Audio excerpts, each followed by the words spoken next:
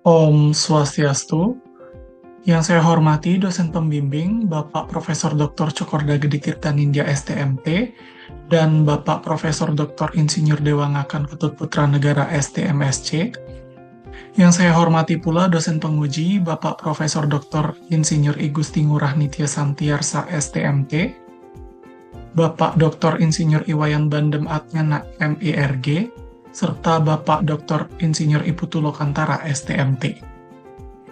Perkenalkan, saya Inyoman Satria Dharma Cahadi. Pada saat ini akan mempresentasikan tugas akhir dalam program Strata 1 Teknik Mesin di Universitas Udayana dengan judul Studi Komparatif Pengaruh Microbiologically Influenced Corrosion (MIC) Air Sawah di Luk-Luk Bali terhadap laju korosi dan degradasi mikrostruktur baja tahan karat 304. Bab 1. Pendahuluan.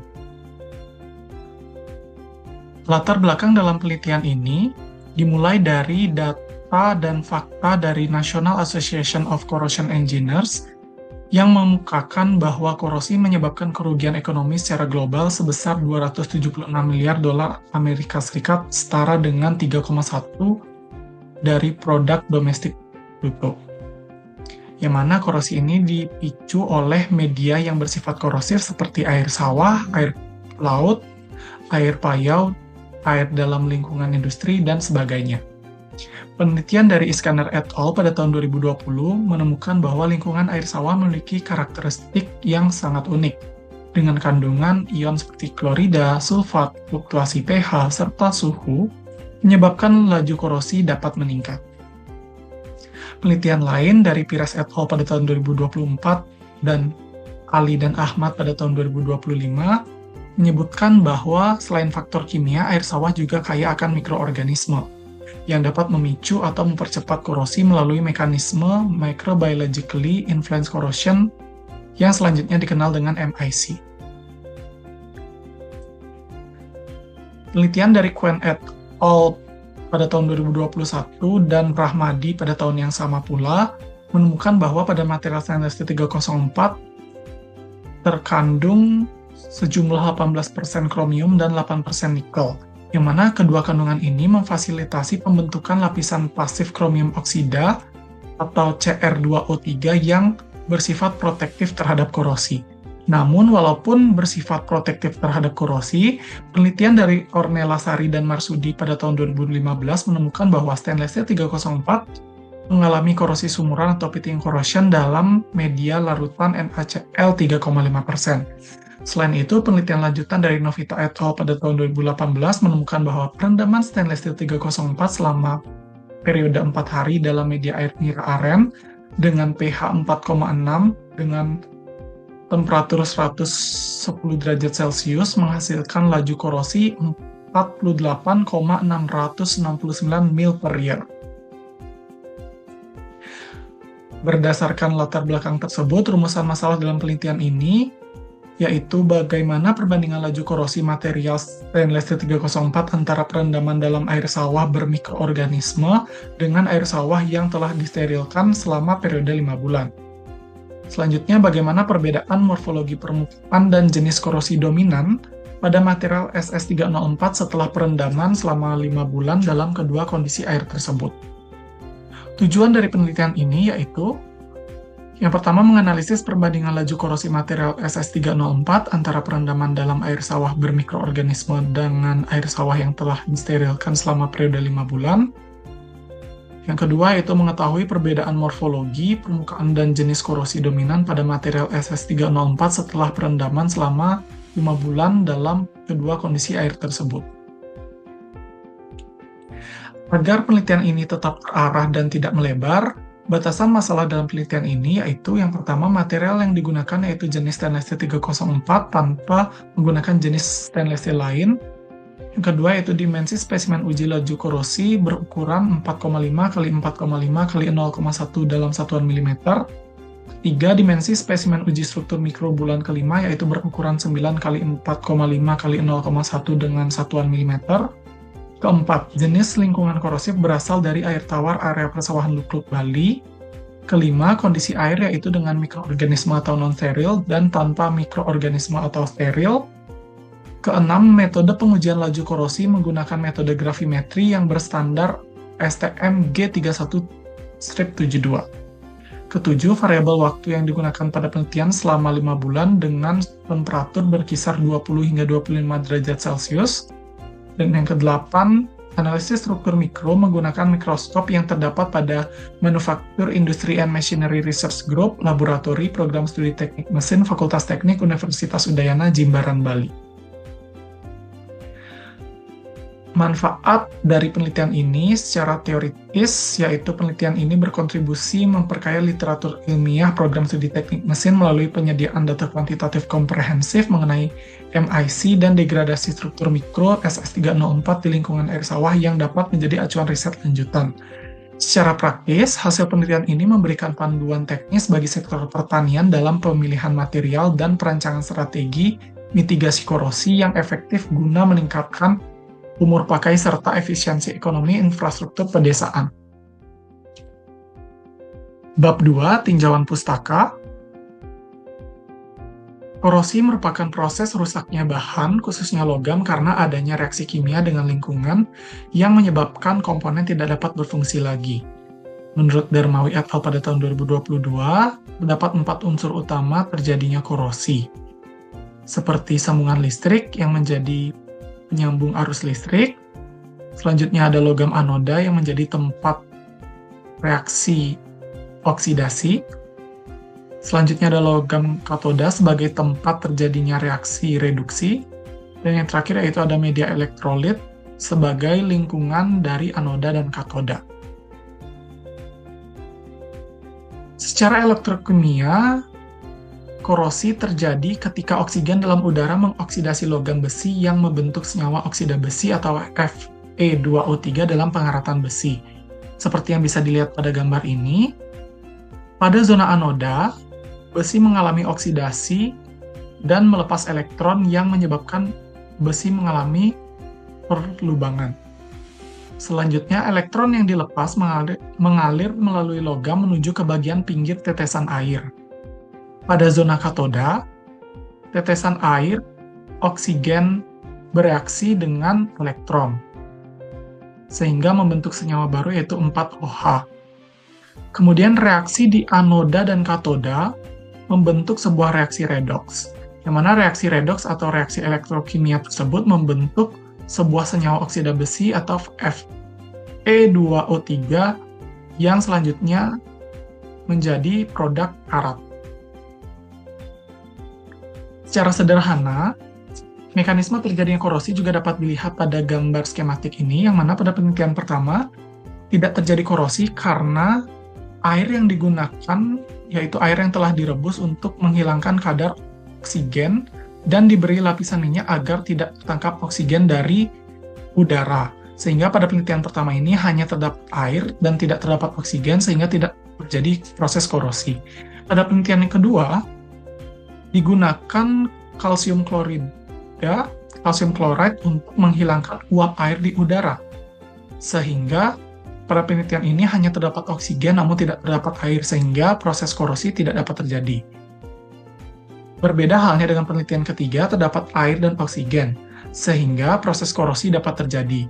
Begitu pula dengan penelitian ini digunakan air sawah bermikroorganisme untuk merendam spesimen stainless steel 304 dalam kondisi lingkungan yang terbuka, sehingga proses korosi dapat terjadi seperti visualisasi pada gambar ini.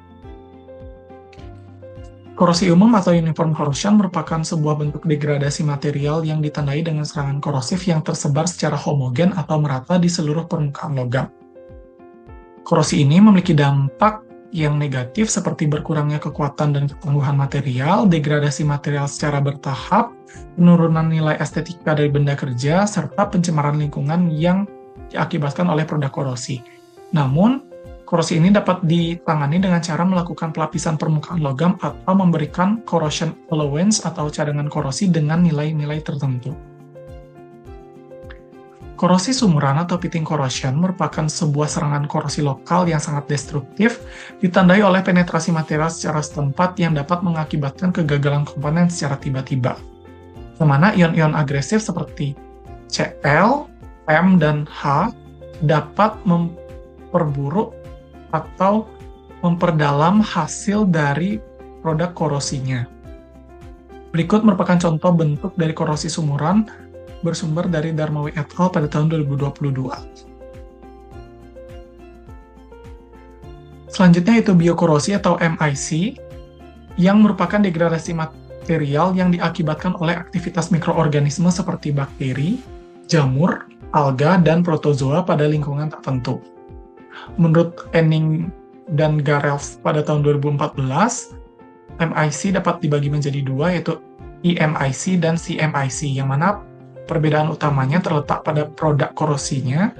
Produk korosi EMIC berupa 25% besi sulfida dan sisa 75%-nya itu menjadi karbonat besi atau FeCO3, sedangkan CMIC produk utamanya 100% besi sulfida atau FeS. Biofilm merupakan sekumpulan mikroorganisme yang melekat dan berkumpul pada suatu permukaan.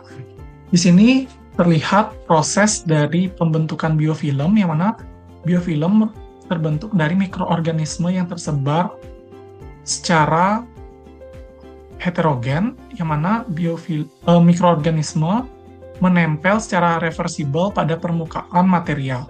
Selanjutnya, kumpulan mikroorganisme membentuk sebuah kumpulan melalui perlekatan irreversibel sehingga membentuk koloni sintesis EPS. Selanjutnya, koloni ini bermaturasi menjadi sebuah biofilm yang kemudian berkembang biak dengan cara melepaskan sebagian mikroorganisme di lapisan terluar. Menurut penelitian dari Liu et al. Pada tahun 2023, biofilm memiliki dua karakter, yaitu mempercepat laju korosi dengan cara reaksi elektrokimia dan dapat juga memperlambat laju korosi dengan cara biofilm protektif atau proses biomineralisasi. Berikut disajikan gambar skematik dari korosi umum, korosi sumuran, dan MIC, yang mana pada korosi umum bisa dilihat korosi terjadi secara merata atau homogen, sedangkan pada korosi sumuran, korosi terjadi secara terlokalisasi dengan cara merusak pasi film material. Pada biokorosi terdapat mikroorganisme dan biofilm di atas permukaan material. Stainless steel 304 merupakan salah satu material yang memiliki kerentanan atau tingkat anti-korosif yang baik, yang mana tabel 1 menyajikan komposisi utama dari stainless steel 304 dan stainless steel 316 menurut penelitian Quen et al. Pada tahun 2021. Jenis 304 memiliki tingkat kromium yang lebih tinggi dibanding dengan jenis 316. Hal ini membuktikan bahwa jenis 304 memiliki sifat rentan korosi lebih baik dibanding 316. Laju korosi menurut Kusumaningrum dan Usman pada tahun 2019 dalam satuan gram per bulan dapat dinyatakan dalam persamaan corrosion rate sama dengan delta weight per T, yang mana corrosion rate sama dengan masa awal dikurangi masa akhir dibagi waktu. Selanjutnya, menurut Mitra dan Immanuel pada tahun 2021, laju korosi dalam satuan persentase per bulan dapat dinyatakan dalam persamaan 2 berikut, yang mana corrosion rate sama dengan perubahan massa dibagi waktu dikali 100%. Kemudian corrosion rate sama dengan masa awal dikurangi masa akhir dibagi masa awal dibagi waktu dikali 100%. Selanjutnya, laju korosi dalam satuan mil per year menurut Fontana pada tahun 1997 dinyatakan pada persamaan 3 berikut. Corrosion rate dalam mil per year sama dengan K dikali W dibagi D dikali A dikali T, yang mana K merupakan key factor atau konstanta, W merupakan weight loss atau kehilangan massa dalam satuan miligram, D merupakan densitas material dalam satuan gram per cm kubik, A merupakan luas area spesimen dengan satuan square inch atau inci kuadrat, T merupakan waktu dengan satuan hour atau jam. Kemudian tabel 2 menyajikan nilai key factor bersumber dari standar ASTM G103 pada tahun 2017. Selanjutnya, untuk mengetahui ketahanan korosi berdasarkan satuannya disajikan pada tabel 3 menurut Fontana pada tahun 1967. yang mana di sini terlihat bahwa tingkat ketahanan korosi mulai dari luar biasa hingga tidak dianjurkan. Bab 3, metode penelitian. Tempat penelitian dalam penelitian ini dilakukan di dua tempat. Yang pertama, Manufacture Industry and Machinery Research Group Laboratory untuk mengambil dan mengolah data. Yang kedua yaitu area persawahan Luk-Luk, Mengwi, Badung, Bali untuk mengambil bahan utama penelitian berupa air tawar yang diperoleh dari sawah. Kemudian waktu penelitian terhitung dari minggu pertama bulan Juni 2025 hingga minggu keempat Desember 2025 yang terhitung sebanyak 5 bulan. Penelitian ini menggunakan pendekatan kuantitatif dan kualitatif, yang mana pendekatan kuantitatif melalui analisis data numerik laju korosi, sedangkan pendekatan kualitatif melalui analisis komparatif pengamatan morfologi permukaan SS304. Kemudian, metode yang digunakan dalam penelitian ini yaitu True Experimental Research Method, yang mana penelitian ini menyelidiki hubungan kausal antara variabel independen dengan variabel dependent. Selanjutnya, data yang terkumpul dalam penelitian ini melalui 3 metode.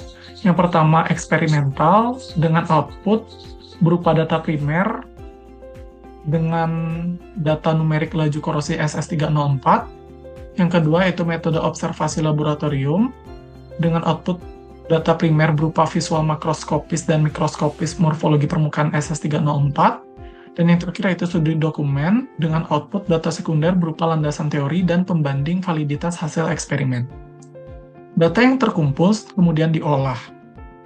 Teknik pengolahan data saya bagi menjadi 2, yaitu yang pertama untuk laju korosi menggunakan perangkat lunak Microsoft Excel 2021 dengan mendistribusi persamaan yang telah diketahui, yaitu persamaan 1, 2, dan 3 pada bab 2 tinjauan pustaka. Selanjutnya, untuk data morfologi permukaan stainless 304 digunakan perangkat lunak ImageG guna mengetahui topografi permukaan untuk mengolah datanya. Variabel yang digunakan dalam penelitian ini dapat terbagi menjadi 3, yaitu variabel bebas, terikat, dan kontrol. Variabel bebasnya seperti jenis air, yaitu air tawar non-steril dan steril, dan waktu perendaman yaitu 1 hingga 5 bulan. Variabel terikatnya yaitu laju korosi dan struktur mikropermukaan, serta variabel kontrolnya yaitu jenis material berupa stainless 304 dan suhu lingkungan yaitu 20 hingga 25 derajat Celcius. Bahan-bahan yang digunakan dalam penelitian ini yaitu stainless 304, air tawar yang diperoleh dari area persawahan, resin dan katalis, serta metal polyser. Alat-alat penelitian yang digunakan yaitu lebih lengkapnya tersaji pada tabel 4 mengenai alat-alat penelitian.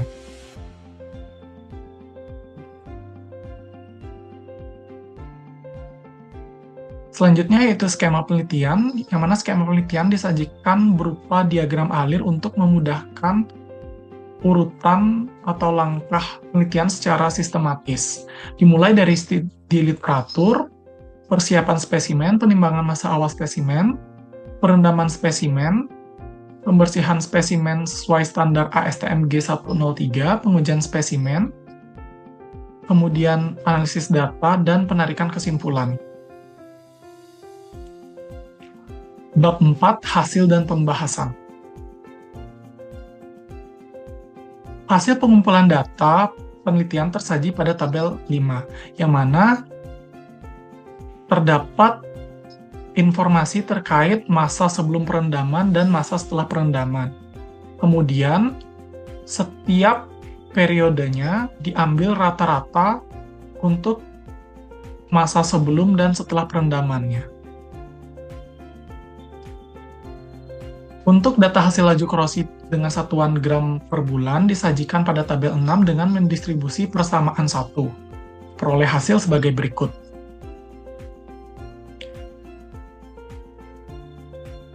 Selanjutnya, data hasil laju korosi persentase per bulan disajikan pada tabel 7 dengan mendistribusi persamaan 2. Diperoleh hasil sebagai berikut. Dan selanjutnya, yaitu data hasil laju korosi dengan satuan mil per year, disajikan pada tabel 8 dengan mendistribusi persamaan 3 diperoleh hasil sebagai berikut.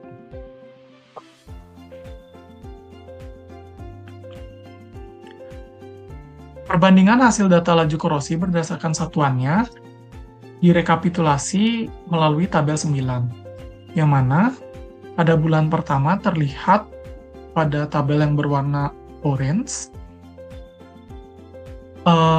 hasil dari laju korosi pada media steril lebih besar dibandingkan media non-steril. Kemudian pada bulan kedua hingga keempat, yang berwarna hijau, terlihat data hasil laju korosi non-steril lebih besar dibandingkan media steril. Dan pada bulan kelima, yang berwarna biru, menunjukkan bahwa hasil laju korosi pada media non-steril dan steril mendekati sama atau sama. Dari hasil data sebelumnya diolah menjadi grafik ilustrasi hasil laju korosi untuk mengetahui hubungan dari laju korosi dan waktu perendamannya. Bisa kita lihat pada grafik, nilai dari laju korosi pada bulan pertama hingga bulan kelima mengalami penurunan. Hal itu dikarenakan pembentukan lapisan pasif Cr2O3 atau kromium oksida semakin stabil dan tebal seiring berjalannya waktu, yang mana lapisan pasif ini efektif mengisolasi permukaan logam dari lingkungan elektrolit air sawah. Lapisan ini juga dapat meredam ion agresif seperti Cl, oksigen, dan hidrogen yang berimplikasi pada penurunan laju korosi seragam maupun korosi sumuran.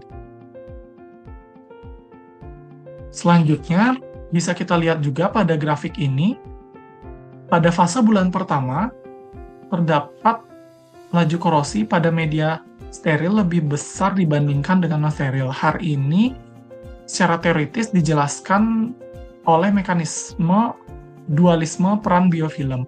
Pada tahap awal, imersi biofilm membentuk lapisan lendir tipis dan merata menyelimuti permukaan yang berperan sebagai penghalang difusi atau diffusion barrier. Hal ini menyebabkan penghambatan reaksi katodik reduksi O2 karena membatasi akses O2 terlarut ke permukaan logam. Yang mana pada media steril terpapar oleh elektrolit dan oksigen tanpa adanya lapisan penghalang, sehingga menyebabkan laju korosinya lebih tinggi dibandingkan media non-steril. Lanjutnya yaitu pada fase bulan kedua hingga keempat, memperlihatkan bahwa nilai laju korosi steril lebih kecil dibandingkan non-steril, yang mana pada fase ini menunjukkan fase agresif dari MIC. Lapisan biofilm mengalami maturasi dan tumbuh secara heterogen yang menyebabkan kondisi tidak seragam di permukaan logam.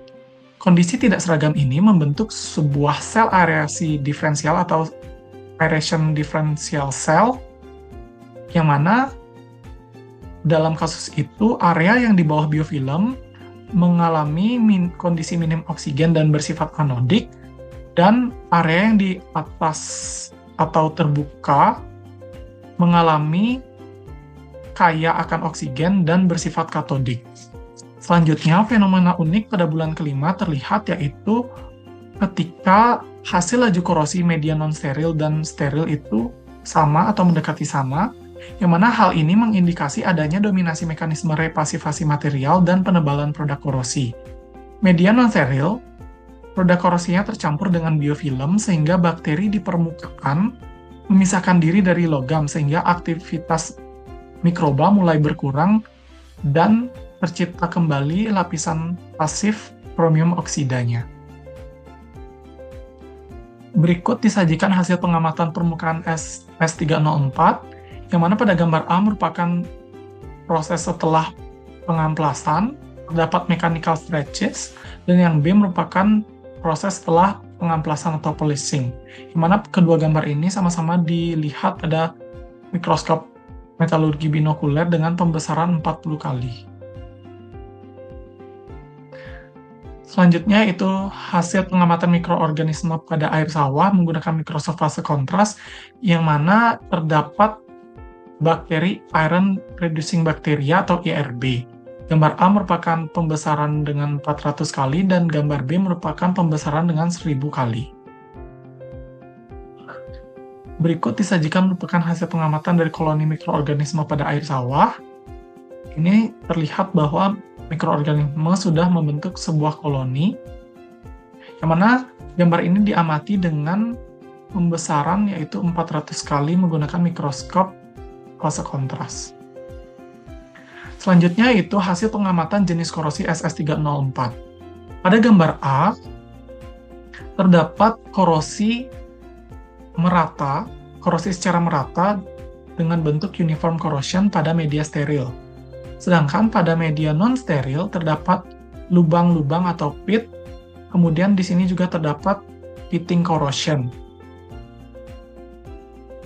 Berikut disajikan pengamatan makro dari stainless steel 304 yang dengan kondisi tanpa perlakuan, media non-steril, dan steril. Pada media tanpa perlakuan, garis-garis vertikal merupakan arah pengerolan pada saat proses pencetakan atau manufaktur. Pada media non-steril terlihat adanya warna kecoklatan, lubang-lubang yang mengindikasikan bahwa terdapat pitting corrosion yang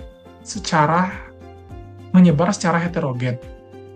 Kemudian pada media steril terlihat korosi terjadi secara merata walaupun masih terdapat beberapa lubang, namun tidak sebesar ukuran dari media non-steril. Selanjutnya hasil data tadi diolah menggunakan ImageG, yang mana pada gambar ini terlihat adanya dataran tinggi atau peaks dan adanya valley atau lembah.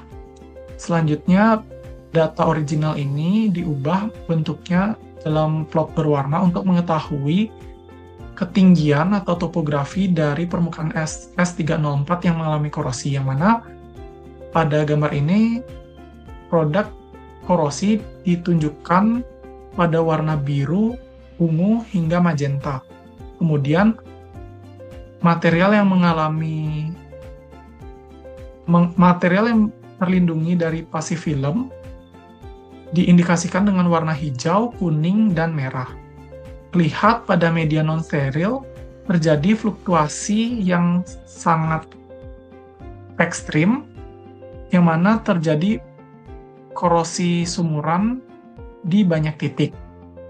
Kemudian pada media steril tidak terlalu fluktuasi yang mengindikasikan bahwa korosi tersebar secara merata atau homogen. Berikut merupakan tampak atas dari plot permukaan berwarna topografi SS304.